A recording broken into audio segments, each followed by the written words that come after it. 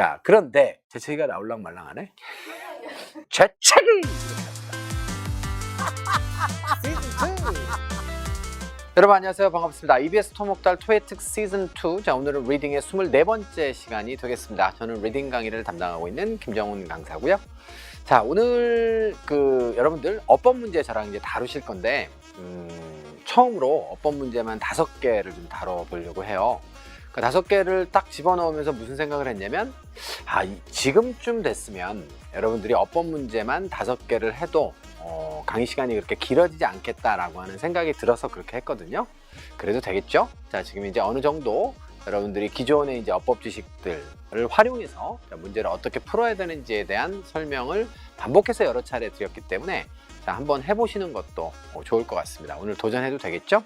자, 그러시면요. 어법과 관련된 Part 5의 문항 5개 풀어보고 오실 거고요. 자, 다 풀고 오시면 저는 또 자상한 해설 강의를 통해서 여러분들과 다시 한번 만나도록 하겠습니다. 잠시 후에 봬요. 토에특!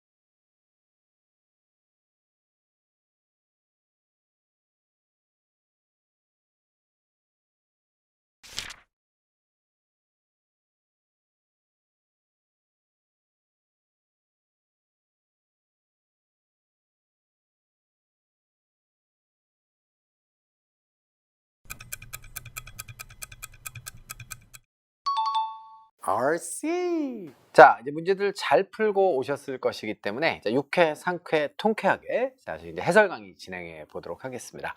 자, 첫 번째 문제부터 진행을 할 텐데요. 일단 첫 번째 문제는 ABCD의 선택지가 품사가 어떻던가요? 서로 다르죠? 자, A번과 D번은 동명사와 분사가 되겠습니다. 자, 그리고 B번은 동사이고요. 자, C번은 id니까 분사도 될 수 있겠죠. 자, 일단 품사가 서로 이렇게 같지 않기 때문에 자, 빈칸이 어떤 품사가 들어가야 될 자리인지부터 확정하시는 것이 첫 번째 스텝이 되겠습니다. 여러분들도 미리 문제를 풀어보시고 오셔서 자, 이제 해설 강의를 들으시는 것이기 때문에 아마 이제 1번 문제는 난이도가 그다지 높지 않았다라고 하는 것을 충분히 공감하시면서 지금 해설 강의를 들어주시고 있을 것 같은데요. 자, 일단은 문장의 동사가 하나라도 보여요? 안 보여요? 안 보이죠? 자, 그러면 빈칸은 누구 자리예요?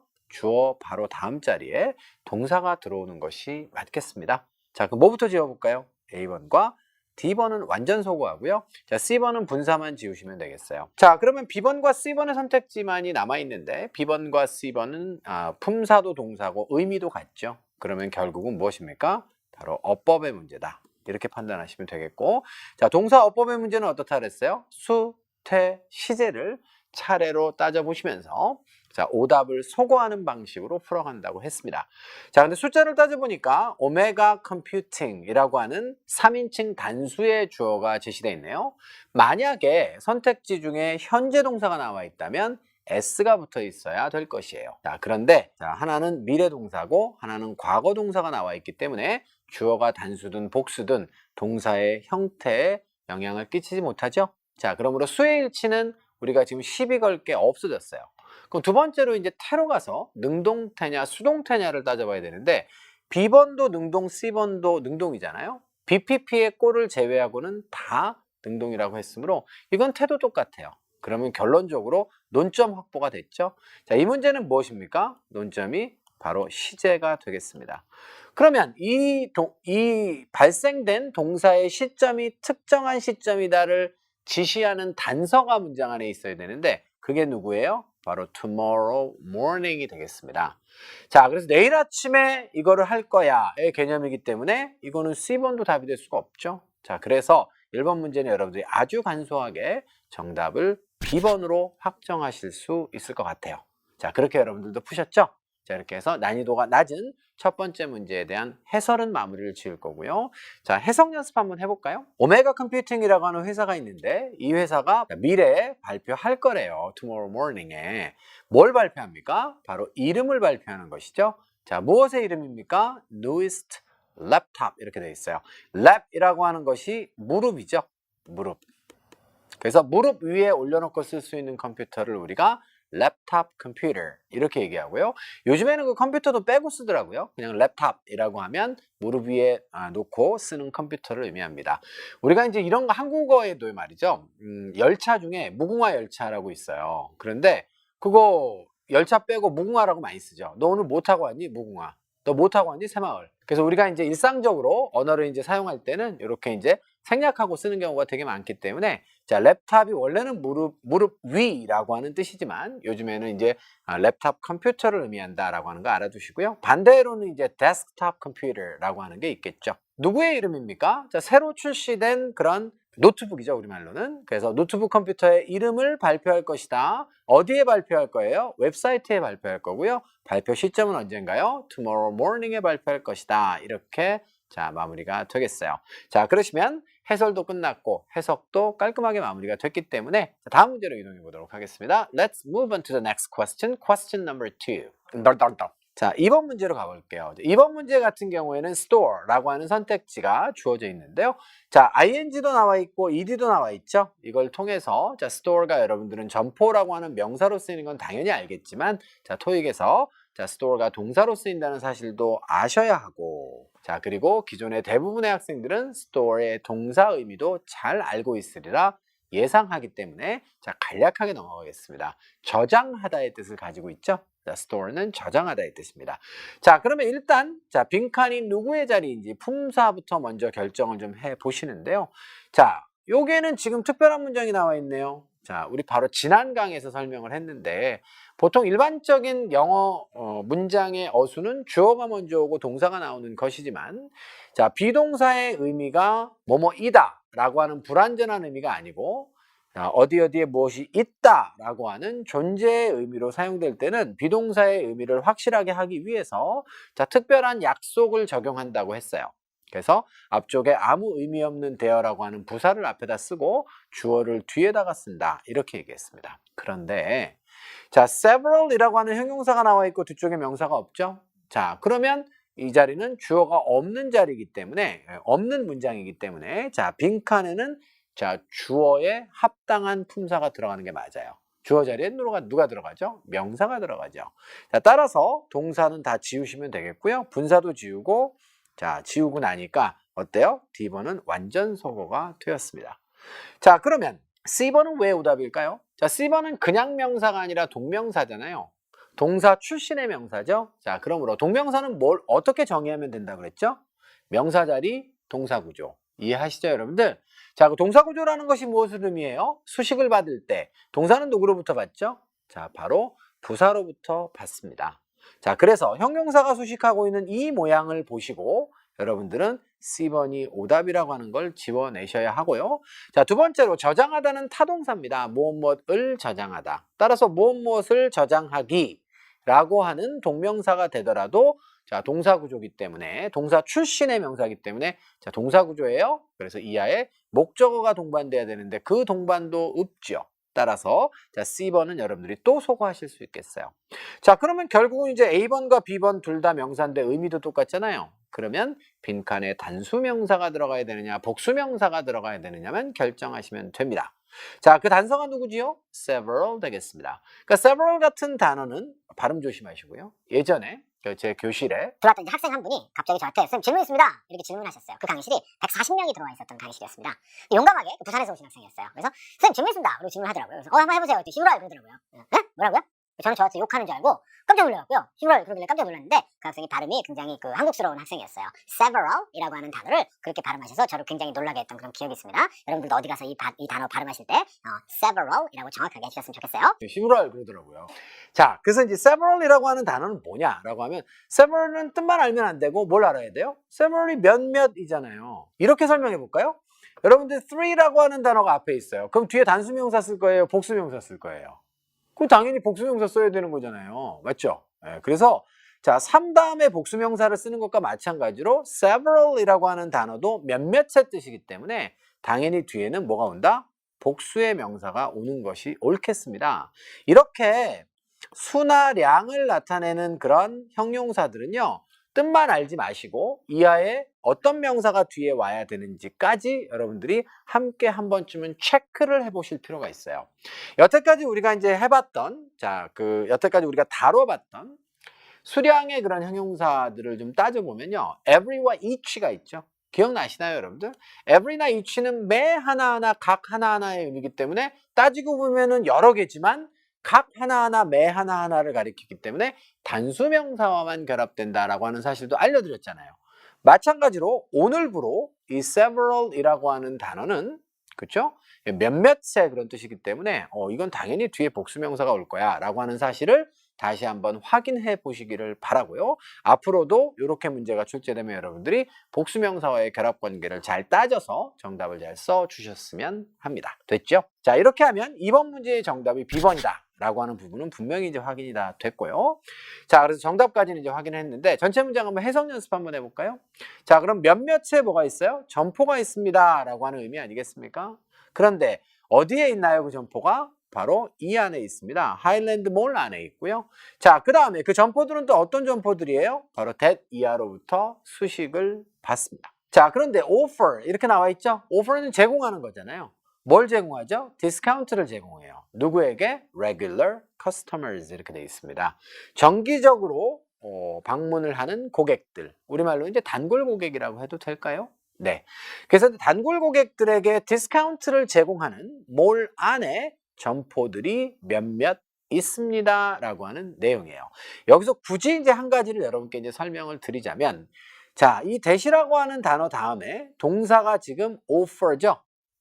offers에 s가 붙지 않았잖아요. 자, 그 얘기는 무슨 얘기냐면 주격 관계대명사에서 주어가 지금 중복 생략됐는데 중복 생략된 주어가 단수명사예요? 복수명사예요? 복수명사라는 것입니다. 따라서 일반적으로는 관계대명사가 수식하는 명사는 바로 앞에 있는 명사가 맞아요. 일반적으로 그렇습니다. 그런데 말이죠. 경우에 따라서는 명사가 하나 나오고 이 명사를 전치사 플러스 명사가 수식할 수도 있잖아요. 이 몰 안에 있는 몇몇의 점포들 이런 얘기거든요. 그런데 뒤쪽에 있는 절은 또 한 번 앞에 있는 이 명사를 수식할 수도 있다라는 거예요. 따라서 관계대명사절 앞에 명사가 있다 그래서 100% 수식받는 명사로 보장되지는 않는다는 사실도 난이도가 높아지는 문제에서는 분명히 필요합니다. 무슨 말인지 이해되셨죠? 그래서 이제 이 문제를 여러분들 이제 변형하면 이제 어떻게 변형할 수 있냐면요. 요 offer 자리에 이제 빈칸을 주는 거예요. 그리고 offer와 offers를 주는 거죠. 그러면요. 구조상으로는 바로 앞에 있는 몰이 수식을 받을 수도 있기 때문에 자, offers도 얼마든지 훌륭하게 답이 될 수 있어요. 그런데 내용상 어떻습니까? 그 하일랜드 몰이라고 하는 몰 전체가 고객에게 디스카운트를 제공하는 게 아니고요. 그 하일랜드 몰 안에 있는 몇몇 점포들이 자, 디스카운트를 제공한다의 맥락이기 때문에 자, 요거는 지금 여기에다 쓰시면 안 되고 자, 복수동사인 offer에다가 정답을 쓰시는 게 맞다는 거예요. 이해되셨죠? 자, 이런 문제도 출제될 수가 있기 때문에 자, 관계대명사가 나오면 자, 무조건 선행사는 바로 앞에 있는 명사다라고 하는 지점에서는 이제는 여러분들 벗어나셔서 한 단계 조금 더 자, 복잡한 자, 구조의 문장도 정확하게 해석을 할 수 있는 자, 그런 정보와 지식이 자, 필요하겠습니다. 자, 여기까지 이번 문제를 통해서는 수업을 해드리고 싶었어요. 자, 그러면 이번 문제도 여기까지 하고요. 자, 세 번째 문제로 이동해 보도록 하겠습니다. 자, 세 번째 문제인데요. 세 번째 문제 같은 경우에는 난이도가 또 낮네요. 인칭대명사죠. 인칭대명사 여태까지 여러분들 한 대여섯 문제 정도는 풀어보셨을 거예요. 인칭대명사는 매번 토익 시험을 보시면 30문항 중에 Part 5에만 하나, 많으면 3개까지 출제되고요. 요거는 이제 Part 6까지 범위를 넓히게 되면 자, 맥시멈으로 한 5개까지 나오는 것도 저는 봤어요. 자, 인칭대명사 대잔치가 벌어진 적도 있었습니다. 그래서 굉장히 출제가 많이 되는 그런 영역인데 여러 번 우리가 다뤄보기도 했고 인칭대명사에 대해서는 설명을 충분히 했기 때문에 이건 간략하게 정리하고 넘어가려고 해요. 자, A번은 주격이고요. 자, B번은 이제 품사 자체가 다르죠. 이거는 소유격이라고 해서 형용사가 되겠습니다. 자, 그 다음 C번 같은 경우에는 자, 목적격이죠. 목적어 자리에 나오는데 그런데 목적어 자리에는 사실은 D번도 나올 수 있어요. 자, 그럼 차이가 뭘까요? 자, 바로 같으냐 다르냐의 차이가 되겠습니다. 자, 예문 보세요. 자, boys saw them on TV. 이런 예문이 있다고 치면요. 소년들이 그 사람들을 TV에서 봤대. 이런 내용이에요. 자, 둘은 같을까요? 다를까요? 다른 사람들이에요. 만약에 이게 같은 사람이라면 뭘 썼을까요? 소년들이 자, 그 자신들을 TV에서 봤대. 이렇게 쓰려면 themselves를 써야 된다는 거죠. 결국은 제기대명사라고 하는 아이가 왜 태어났느냐 라고 하면 이런 상황을 극복하기 위해서 제기대명사가 태어난 거예요. 그냥 단순 목적격만 있어서 문제가 없다면 제기대명사는 태어나지 않았을 것입니다. 자, 여기까지 해서 여러분들 설명 좀 마무리를 지어 보도록 하고요. 마지막에 나와 있는 themselves는 여기다가는 안 썼습니다만 요거는 부사 자리에서도 쓸 수 있죠. 자, 그렇게 쓰면 강조적 용법으로도 쓸 수 있다 라는 설명까지 여러분께 드렸던 바가 있습니다. 자, 정답이 뭐든지 간에 여러분들 선택지를 보면 자, 이 정도의 아이디어가 딱 잡혀 있으면 좋겠다.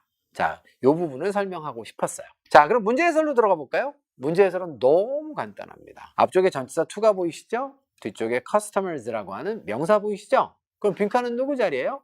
형용사 자리죠. 자, 그러면 이 자리는 형용사 자리고 인칭대명사 중에 형용사로 사용될 수 있는 건 유일하게 소유격밖에 없기 때문에 여러분들 형용사 자리가 비어있으면 난이도가 제일 낮다고 해요. 그래서 3번 문제도 실제로는 난이도가 굉장히 낮은 문제가 되겠습니다. 자, 형용사 자리의 정답은 누구? 바로 B번에 there를 쓰시면 되겠어요. 됐죠? 자, 이렇게 해서 3번 문제 해설 마무리 짓고요. 자, 3번 문제에 대해서 해석 연습 한번 해보도록 하겠습니다. 자, 주어가 누굽니까? All the managers가 되겠어요. 자, 그럼 그 앞에 있는 얘는 누구죠? 바로 부사로 보시면 되겠죠.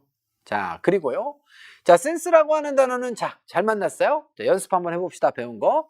since는 전치사 접속사 동일형인데 접속사로는 때문에와 이래로라고 하는 뜻이 둘 다 있다 그랬죠? 그런데 이래로라고 하는 뜻으로 쓰일 때는 과거 동사가 여기 나오고 과거에 뭐뭐 했던 이래로 지금까지 계속 뭐뭐뭐 해왔다의 의미가 성립돼야 되기 때문에 자, 뒤쪽의 시제, 주절의 시제가 항상 뭐가 돼야 된다? have 플러스 pp가 돼야 된다 라고 하는 설명 기억나세요? 따라서 여기는 지금 현재 완료가 안 와 있잖아요. 그러니까 이 since는 뭐라고 해석하시겠습니까? 때문에라고 하시면 돼요. 자, 요것이 지금 3번 문제에서는 해석을 하시는데 가장 중요한 키가 되겠습니다. 자, 그러면 since의 내용은 뭐예요? 많은 아이템들이 no longer available, 더 이상 이용 가능하지 않기 때문에 이렇게 돼 있어요. 됐죠? 자, 그래서 많은 아이템들이 더 이상 이용 가능하지 않기 때문에 결과는 무엇입니까? 모든 매니저들이죠. 자, 그래서 이 매니저들이 어디의 매니저들이에요? 요거 루비콘이라고 하는 자, 업체의 매니저들이 어때요? 자, 그들의 고객들에게 사죄했다라고 하는 내용이 되겠습니다. apologize는 사과하다라고 하는 자, 의미의 자동사가 되죠. 자, 이렇게 하면 여러분들 해석 연습까지 깔끔하게 마무리가 됐고 자, 겸사겸사 since에 대해서도 다시 한번 정확한 해석을 위한 자, 포인트 정리까지 끝났어요. 자, 그러시면 세 번째 문제 마무리 짓고요. 네 번째 문제로 이동하도록 하겠습니다. The next. 자, 4번 문제 시작해 보도록 하겠습니다. 자, 네 번째 문제는 A, B, C, D의 선택지가 어때요? 품사 구분이 이제 딱 되시나요? thrill이라고 하는 단어는 사실은 ing 붙어 있고 ed 붙어 있죠. 그러니까 동사가 될 수 있는 건 분명한데 thrill은 사실은 명사로도 굉장히 많이 쓰죠. 그래서 여러분들이 품사가 이렇게 구분되어 있으면 되는데요. 자, 요거는 그 선택지 분석에 들어가기 전에 여러분들께 제가 사전에 설명을 드려야 이 선택지들이 좀 더 깔끔하게 이해가 될 것 같아서 사전 정보를 한 가지를 좀 드리고자 합니다. 그리고 이제 오늘 여러분들이 풀어보시는 5개의 어법 문제 중에서 4번이 이제 하이라이트다라고 생각을 하시면 될 것 같은데, 자, 그게 뭐냐면, 자, 세상에서 제일 자상한 감정동사의 ing, ed 정리를 좀 우리가 좀 해보도록 하겠습니다. 자, 무슨 얘기냐면, 이제 감정동사가 되게 재밌어요, 여러분들. 그러니까 예를 들면 이제 surprise라고 하는 단어가 있잖아요. 그럼 학생들한테 이제 surprise를 물어보면 놀라다 이렇게 답변을 많이 하세요. 그런데 그게 잘못됐다는 거예요. 그래서 시작이 잘못되면 끝까지 꼬여서 문제가 잘 해결되지 않는다는 점 기억하시면서 설명을 한번 들어보세요. 자, 감정동사는 100% 타동사입니다. 그죠? 100% 타동사인데 이놈의 새끼야. surprise는 100% 타동사입니다, 여러분들. 타동사.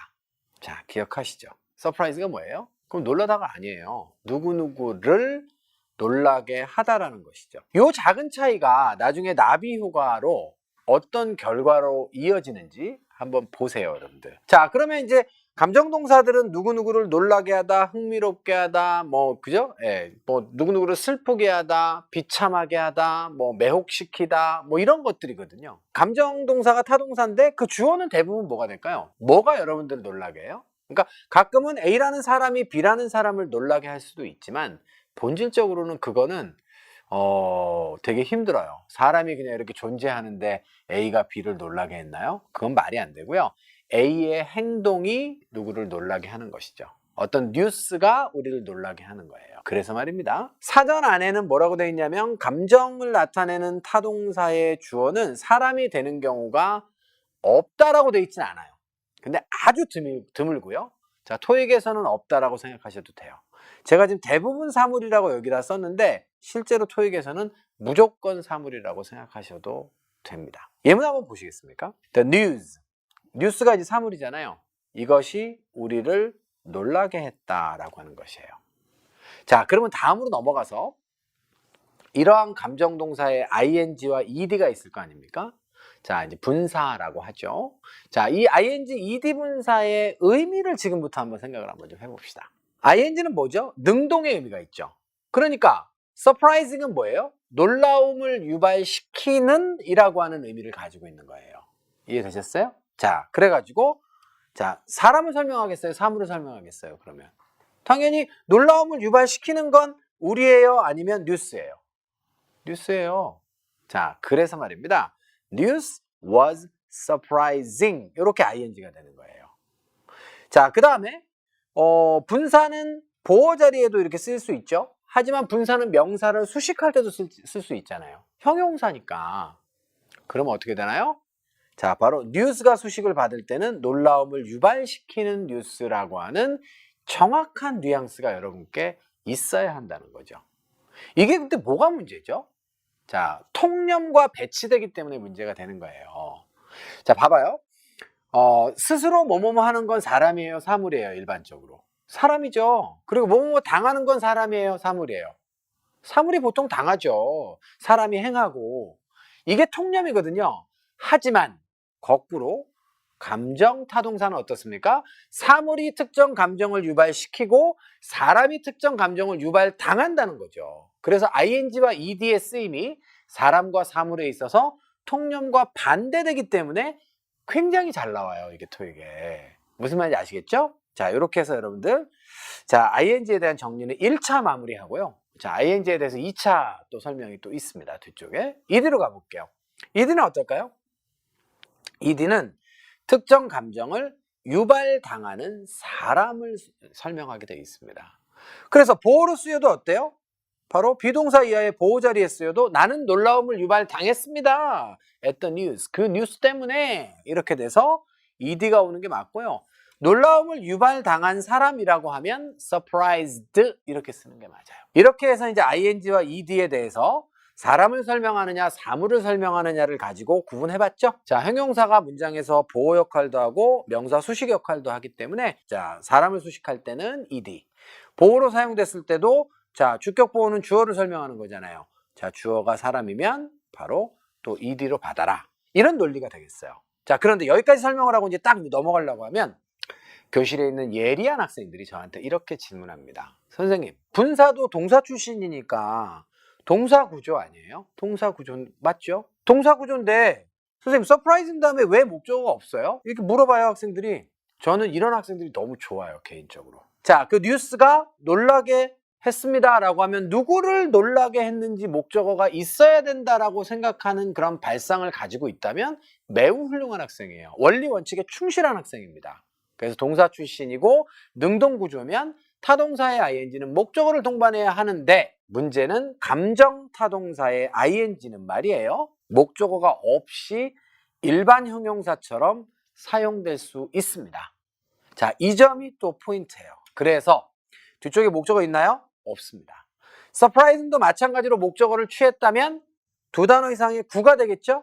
그래서 surprising 플러스 사람이 이렇게 붙으면 누구누구를 놀라게 하는 뉴스라고 하면 뒤에서 앞으로 소식하는 게 맞다는 거죠. 하지만 이렇게 안 써도 됩니다. 자, 그리고 두 번째, ing는 진행의 의미도 있죠. sleeping boy. 좋은 예문이라 그랬죠? 자고 있는 거예요, 지금. 그런데 이게 지금 놀라게 하고 있습니다. 이런 진행적 의미인가요? 없어요. 그래서 결론은 뭐냐면 감정동사의 ing는 완전히 일반 형용사처럼 사용된다는 사실을 여러분들이 또 기억하셔야 돼요. 이거 토익에 굉장히 자주 출제되는 아이템입니다. 자, 기억하시고.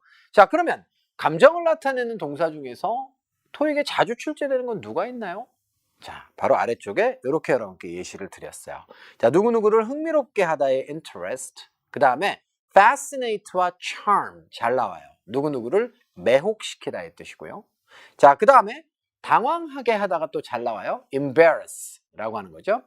자, 그 다음에 overwhelm 이런 단어들이 당황하게 하다, 압도시키다의 뜻입니다. 그리고 마지막으로 thrill이라고 하는 단어, 방금 우리 이제 다뤄본 단어죠. thrill이라고 하는 단어는 전율의 뜻이에요, 명사로. 그래서 동사로는 누구누구를 오싹하게 하다의 의미가 되겠습니다. 자, 공통점은 뭐죠? 이런 아이들에게 ing가 붙으면 자, 매혹을 시키는 그림이 되는 거예요. 알겠죠? 자, 흥미를 유발하는 영화가 되는 거예요. 그래서 자, Parasite. 뭐 요즘 여러분들 뭐 너무너무 잘 아시는 영화죠. 기생충 되겠습니다. 자, The movie Parasite is very interesting. 됐습니까? Interesting movie. 이렇게 써야 맞는 거예요. 이해되셨습니까? 흥미를 유발하는 거니까. 당황함을 유발시키는 것도 마찬가지로 사물, 사건, 결과 등등등의 자, 전부 something이에요. something. 자, thrill도 마찬가지입니다. 자, 이제 선택지로 다시 돌아가겠습니다. 감정동사 다 모여.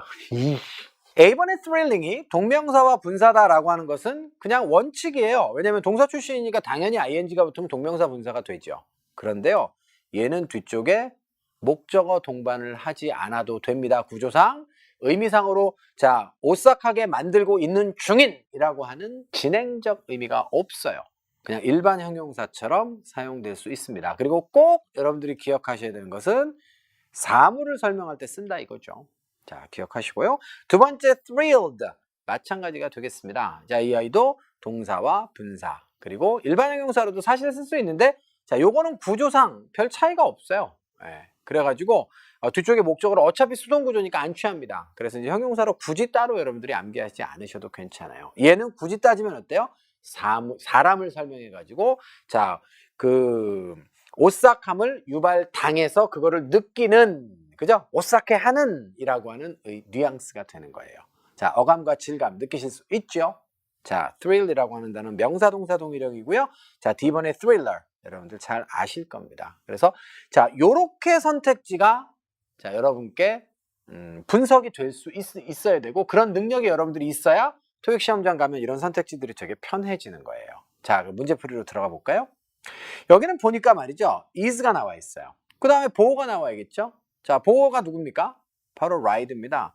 ride도 학생들한테 물어보면 다 동사라 그래요. 올라타다 이렇게. 그런데 is가 동사인데 ride가 어떻게 또 동사가 돼요? 자, 그래서 이거는 지금 보어 자리에 들어온 명사다. 이렇게 보시면 되겠고요. 명사로 ride가 쓰이면요. 동승, 함께 타는 것이라고 해서 동승의 뜻이 있어요. 그 다음에 두 번째로는 자, 무슨 뜻이 있나요? 바로 탈 것의 뜻이 있습니다. 그래서 놀이공원 같은 데 이렇게 가면 에버랜드나 뭐 롯데월드 이런 데 가면 여러분들 탈 것들 있죠? 자, 그것을 우리가 ride라고 이야기합니다. 자, 그러면 자, that 이하의 내용을 먼저 보시면 롤러코스터가 주어고요. ride예요. 롤러코스터는 가장 어떠어떠한 탈 것이다. 이어서 빈칸에는 형용사가 들어오는 게 맞는 거거든요. 자, 따라서 자, 동사나 명사로 쓰일 수 있는 C번과 D번은 1차 소거할 거고요. 자, A번과 B번은 분사와 형용사 역할을 할 수 있기 때문에 빈칸에 들어가도 되겠죠. 그런데 ride는 사물이니까 뭘 당할 거야 해서 B번에다 쓰시면 아웃이에요, 여러분들. ride는 어떤 거죠? 오싹함을 유발시키는 탈 것입니다. 이해되셨나요? 네. 자, 그렇게 해서 여러분들 4번의 정답은 A번으로 쓰시면 되겠어요.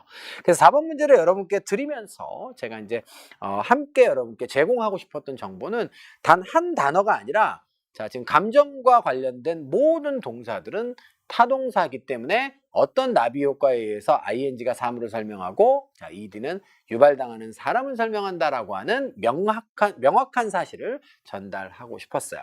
자, 이 부분을 잊어먹지 않으려면 내일부터 이제 여러분들 앞으로 한 5일 동안만 아침에 일어나시면서 한번 이렇게 한번 일어나 보시죠. 아침에 딱 눈을 뜨자마자 감정동사, 타동사! 그러면서 일어나 보세요. 알겠죠? 네, 그러면 부모님이 굉장히 흡족해 하실 거예요. 우리 아들, 딸이 영어 공부를 열심히 하고 있구나. 이 뭔 개! 자, 그러면 이제 정답 여러분들 A번으로 확정하셨기 때문에 전체 문장 한번 해석해 보도록 하겠습니다. 자, 대부분의 방문객들이 동의하는 바가 있습니다. 자, 무엇에 동의하고 있나요? 새로운 롤러코스터가 가장 오싹한 탈 것이다. 자, 그 다음에 amusement park는 놀이공원이에요. 그래서 놀이공원에 가장 오싹한 탈 것입니다. 라고 하는 내용 성립까지 되는 것입니다. 자, 이렇게 해서 여러분들, 자, 4번 문제는, 자, 해설과 해석까지 깔끔하게 마무리됐기 때문에, 자, 마지막 5번 문제로 이동하도록 하겠습니다. 이동해도 되겠죠? 자, 5번째 문제로 갑니다. 5번째 문제는 꼬이면 되게 복잡할 수 있는 문제고요. 논점 확보를 정확하게 하시면 아주 쉬울 수도 있는 문제입니다. 자, 일단 few라고 하는 단어의 품사부터 한번 정리를 한번 해볼까요? 자, few는 기본적으로 형용사가 맞아요. 자, 그리고 few는 several과 비슷한 뜻입니다. 그래서 자, 소수의라고 하는 뜻이에요. 따라서 여러분들 요건 뜻만 외우지 마시고 뒤쪽에 뭐가 와야 된다? 복수명사가 따라온다는 사실을 잊지 마세요. 자, 그런데 few라고 하는 단어를 계속해서 사용을 하다 보니까 어떤 경우가 생기냐면 자, 그 사람들 중 소수의 사람들이라고 이렇게 쓰고 싶었어요. 그래가지고 few people of the people 이렇게 썼습니다. 자, 그런데 재채기가 나올랑말랑하네. 재채기! few라고 하는 단어가 대명사로 쓰이게 되면 특징은 뭐냐면요, 여러분들. 자, of 이하가 되게 잘 나와요. 자, of에 대해서 오늘 하나만 더 추가 설명할게요. of가 여러 가지 의미가 있지만 만능전치사거든요. of는 전체 집합과 부분 집합의 관계를 나타냅니다. 예를 들어서 one of the students라고 하면 전체 집합은 students예요. 그 학생들 중 한 명을 말하는 거예요. 그래서 of는 전체 집합과 부분 집합의 관계를 나타낼 때도 쓰인다.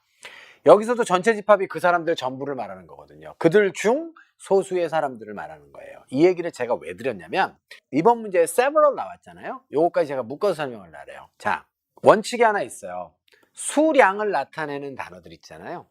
수량을 나타내는 단어들은 모두 다 형용사, 대명사, 동일형입니다. 그러니까 few 하나만 여러분들이 지금 딱 알고 넘어가면 너무 아까워요, 이 정보는. 그래서 전체를 확장해서 많고 적고의 수량을 나타내는 단어들은 죄다 다 형용사와 대명사로 둘 다 쓰일 수 있는데 자, 대명사로 쓰이는 경우는 대부분 of 플러스 전체 집합이 뒤쪽에 붙어서 나오는 구조가 되는 것이다 까지 정리를 하시면 될 것 같고 대명사로 쓰일 때는 중복되는 명사가 생략되어져서 대명사처럼 보이게 쓰이게 되는데 현대 영어에서는 그냥 대명사라고 그냥 칭하는 거예요. 자, 여기까지 정리되셨나요? 네, 됐어요. 문제로 들어가 볼게요. 이건 품사는 다 똑같아요. 그러니까 few, fewer, fewest, a few 다 똑같습니다.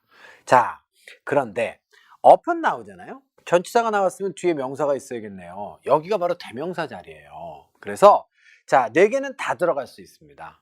그러면 이것도 어법 문제잖아요. 자, 가만히 있어봐. 이거 어법이 뭐지? 비교급, 추상급 이런 거 나오는데 요렇게 생각이 드시면 단서를 찾으세요, 여러분들. 자, 뭐가 보여요? then 보이시죠? 우리 비교구문 설명도 해드렸잖아요. 비교구문이라고 하는 것은 자, 비교를 나타낼 때 들어가는 특별한 그런 요소들이 있다라고 설명드렸죠? 그게 뭐예요? 연결어가 있다, 비교 대상이 있다 그랬잖아요. 그러니까 비교 대상은 좀 더 작은 트럭들이고요. 그 다음에 걔네들보다도 라고 하는 연결어가 있어요. 이 연결어가 단서죠. 그러면 대나표는 반드시 뭐가 있어야 돼요. 이것보다도 더 적다, 더 크다, 더 빠르다, 더 늦다 등등등. 이제는 비교급이 등장해야 될 자리라는 거예요. 이해되셨어요? 자, 그렇기 때문에 원급이나 최상급은 답이 될 수가 없다. 해석했나요? 안 했나요? 전혀 하지 않았습니다. 만약에 이 부분이 눈에 안 보이면 그런데 어때요? 막 꼬이는 거죠, 이제. 그래서 어떻게 뭘 답을 찾으려는 거야? 이렇게 꼬일 수도 있습니다. 그래서 선택지를 보셨을 땐 품사부터 먼저 정리하시고, 품사가 만약에 똑같으면 어법 적용을 해야 되는데 어떤 아이템을 적용해야 될지는 선택지의 구성을 보고 판단하실 줄 알아야 돼요. 그래서 선택지가 원급, 비교급, 최상급으로 이렇게 꾸려져 있으면 여러분들은 지금 그 단서들을 찾아서 알맞은 급수를 선택하는 문제일 것이다 라고 보시면 된다는 논리가 되겠어요. 이해가 되셨나요? 자, 이렇게 해서 여러분들 정답은 B번으로 저희가 이제 확정을 할 건데요. 한 가지를 추가해야 될 것 같아요. 뭐냐면 A번에 이제 few가 나왔잖아요. 근데 D번에는요, 앞쪽에 어가 붙은 애가 나와 있어요. 이거 참 괴롭네요. 어가 붙어 있는 거는 왜 마음에 안 들어요, 여러분들? 뒤쪽에 복수명사 온다 그랬죠. 좋아요, 거기까지. 그런데 어라고 하는 단어는 원래 태생이 뭐죠? 하나를 나타내는 단어잖아요. 그러니까 어 다음엔 단수명사가 나와야 된다의 논리인데 few 다음에는 복수명사가 나와야 된다의 논리면 어와 few가 같이 나온 건 말이 되나요, 안 되나요? 그건 말이 안 되는 거죠. 그래서 a few는 이거는 비문법적인 표현입니다. 아시겠죠? 그런데도 원어민들이 쓰죠. 다시 말해서 이것은 a few는 수거 표현이에요. 알겠죠? a few는 수거 표현입니다. a few와 few는 거의 유사한 뜻인데 뉘앙스가 다르다. 이렇게 정리해 주시면 되겠어요. 이게 약간의 좀 부정의 뉘앙스를 가지고 있고요. 앞에 어가 붙으면 긍정의 뉘앙스를 가집니다. 그래서 제가 예문을 이렇게 드렸어요. There are a few people in the conference room. 이렇게 되어 있습니다.